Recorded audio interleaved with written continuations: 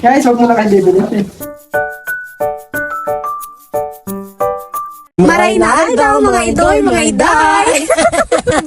Hi guys! So, for today's video, ito nga si Pidoy, nagpupukpok na itong mga kahoy na nakuha niya dun sa kabilang building, yung pinapagawa ng boss namin.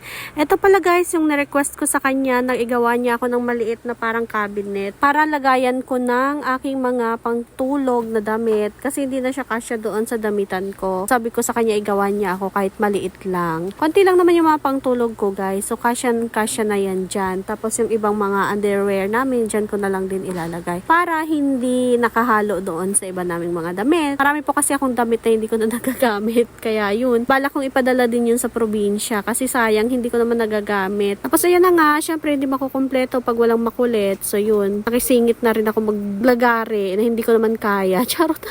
Tapos dumating nga dito guys yung Shopee niya, kaya ayan napa-unboxing siya bigla. Let's go. Panoorin natin kanyang unboxing. Yes, mag-open tayo ng ating parcel. Galing sa TikTok shop. Shout out sa TikTok. I-open na natin guys. So ito guys, magagamit to guys. Ito yung magagamit. Dapat ganitong mga binibili guys. Yung nagagamit talaga. Hindi basta magbili ng mga damit. Katulad ng isa dyan, bili-bili ng damit. Paparinig ka ba? Ay, hindi. Walang, hindi naman sinusuot pag nabili na. Pag di ko nasuot, binibenta ko. So, ako guys, bumibili ako yung magagamit pang matagalan. Ayan mo guys, oh. Wow. Case pa lang guys, mamahalin na. Halagang 3,000 o 4,000. So guys, oh. Wow. Ganyan bumili guys sa TikTok. Wow. Shout out sa TikTok kayo bumili guys. So, ito ang laman niya guys. Guys, kung nakikita niyo naman. Wow. So, siyempre, isa tayong, hindi na kailangan ng manual. Parang di mandar guys Power. Parang budo na. Guys, parang budo tayo Ano yun? Hindi na mandar, patay. Guys, nagbago na isip ko. Huwag na kayong bibili. Guys, huwag na kayong bibili. Makalubat lang yun, isa. Parang charge na tayo guys. Ayun. Guys, nag-ano lang pala. So guys, ang lakas oh. Nice guys. So ang ilalagay natin, dito yung mga tools niya guys. So guys, pang-prove it to guys. Ayan. Kita nyo naman guys, napakaganda. Napakalakas guys. Ang ganda. Tingnan nyo naman oh.